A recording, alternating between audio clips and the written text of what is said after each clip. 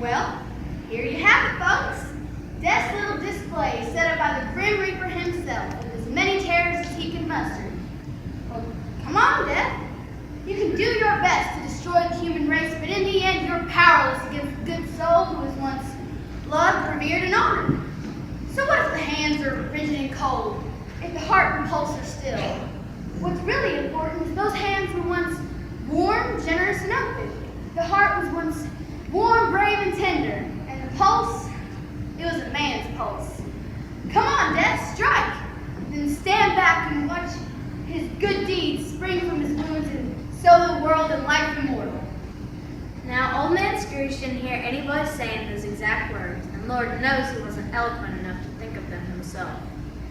Now, my little speech there gives you an idea of the thoughts he had all racing and jumbled up in his mind. With one little flip of his finger, Scrooge could have flipped back that old sheet and looked at the face of the dead man lying underneath. But he couldn't bring himself to do it.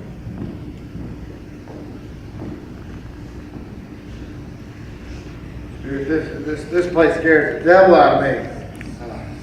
I think I've learned everything I can learn here. Can we go now? I understand you, and I would if I could, Spirit, but I just can't. I can't. Isn't there anybody in this town that feels something over this man's passing?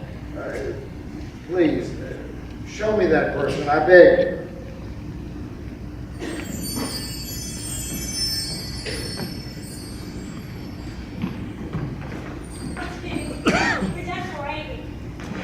No, seems like there's still hope after all, Caroline. Only if he lets up on us. And you know he ain't going to. Not with all the money we owed him. Short of a miracle, he's going to come down on us just as hard as ever. Well, I reckon we got us a miracle for Christmas then. He's dead. What that old drunk housekeeper told me last night, you know, when I went over there to talk to him about our debt, what she told me was the truth. Not only was he sick, he was dying even then. Yes. Now you realize though that they won't just do away with our debt. They're going to transfer it to somebody, but whoever gets it won't be as cold and hard-hearted as he was. Surely. That's it.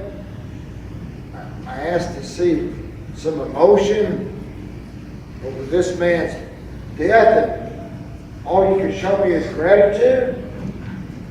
Spirit, please show me some tenderness, some compassion, some love connected to that.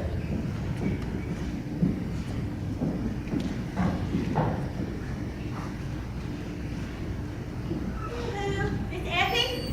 You home? Miss Effie? I guess she's still out. Heaven knows where. Help me tidy up a bit. Look at this. I guess it's true what we heard. Let me get rid of those.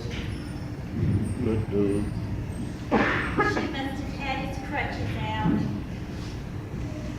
Poor old woman. Jingle bell, jingle bell, jingle all the way.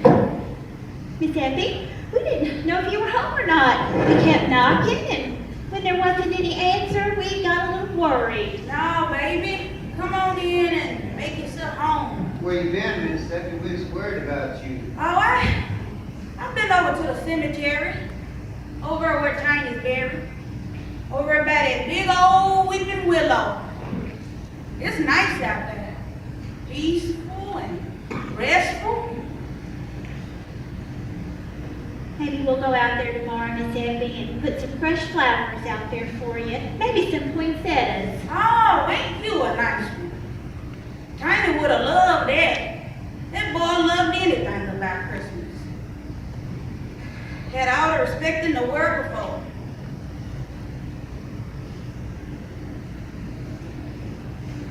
Did you know my boy Tiny?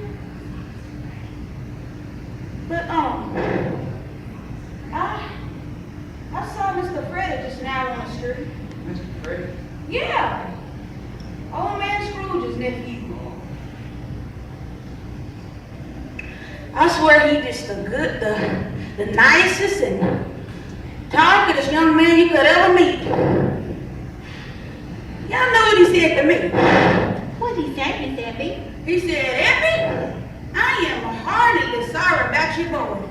Heartily sorry. And if you feeling up to it, I want you to come and see me sometime, because my wife and I want to help you out some. Now, wasn't that nice of him? He seems like such a good soul. Oh, that he is. That he is. But I suppose he want me to start cleaning his house right about now.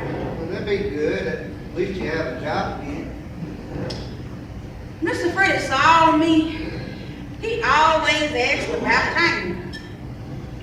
How's that boy of yours, Effie? He'd always say. But I don't even think he ever met Tiny. Not ever. But he always asked about him just the same. He always knew I had a son. But I suppose he won't be asking about him anymore.